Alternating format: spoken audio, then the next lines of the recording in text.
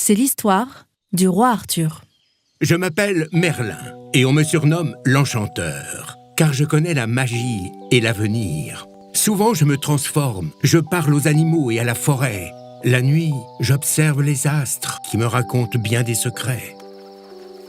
Connais-tu la légende du roi Arthur ? Il y a fort longtemps, grâce à mes sortilèges, le roi Uther Pendragon rejoint la Belligerne. 9 mois plus tard, naît le jeune Arthur que je fais élever en secret loin de tout. À la mort d'Uther, les seigneurs se disputent son trône. Alors, la nuit de Noël, je fais apparaître son épée enfoncée dans un rocher. Sur sa lame, on peut lire « Celui qui retirera l'épée sera roi ». Tu l'as deviné, seul le jeune Arthur y parvient. Et c'est ainsi qu'il devient roi de Bretagne. Sur mes conseils, Arthur fait alliance avec les seigneurs bretons pour combattre les envahisseurs saxons. Grâce à Excalibur, son épée forgée par les fées, et à mon étendard magique, le royaume est délivré. Le soir venu, Arthur rencontre Guenièvre, la fille du roi de Carmélide. Fou amoureux, ils décident de se marier.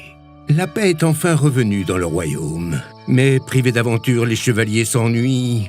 Alors je fais apparaître une table ronde. Autour d'un cercle, pas de jaloux. Toutes les places sont les mêmes. Je leur parle alors du Graal, une coupe merveilleuse et sacrée qui apaise tous les doutes.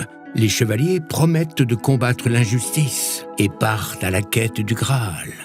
Enfin, je rejoins ma fée Viviane dans notre forêt de Brocéliande.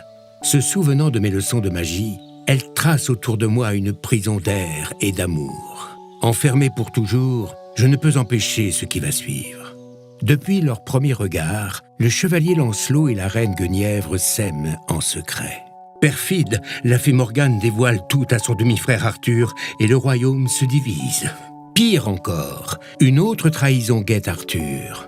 Mordred, le fils terrible, profite de l'absence de son père pour prendre sa place et s'allier avec les Saxons. Sur le champ de bataille, Arthur terrasse Mordred.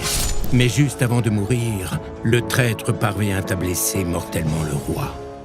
Mourant, Arthur demande à Giroflée, son fidèle chevalier, d'aller jeter Excalibur dans un lac et l'épée retrouve ainsi le royaume des fées. Morgane transporte son frère sur l'île mystérieuse d'Avalon où il repose. Certains disent qu'il n'est pas mort et qu'un jour, il reviendra régner sur son royaume.